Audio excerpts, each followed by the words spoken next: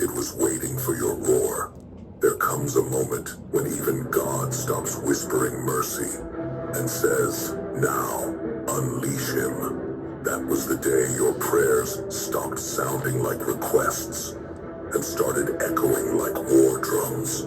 That was the day your tears dried up and your eyes turned to iron. That was the day heaven let you off your leash. You see, not every battle is meant to be avoided. Some wars are divine. Some men are not called to pray for peace. They are built to defend it. You were never weak. You were restrained. There's a difference. God doesn't train warriors in temples. He trains them in trenches. He breaks their hearts to widen their spirit. He lets betrayal rip through them so they can learn the language of pain. Because only the broken can understand the cost of saving others. So when they left you bleeding, when the people you die for turned their backs, when you looked at the sky and said, "Why me?"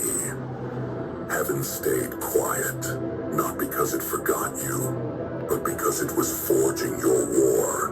You prayed for strength, and he gave you storms. You asked for purpose, and he gave you enemies.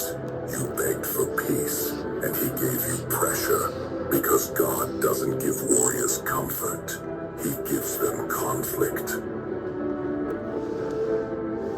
Every scar on your body is a verse from his script. Every wound a testimony of what he allowed to teach you authority. You didn't survive because you were lucky. You survived because you were chosen. And chosen ones don't live calm lives. They carry divine rage disguised as discipline.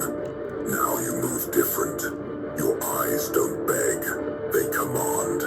Your silence doesn't mean weakness, it's aim. You used to pray for protection. Now protection prays to walk beside you.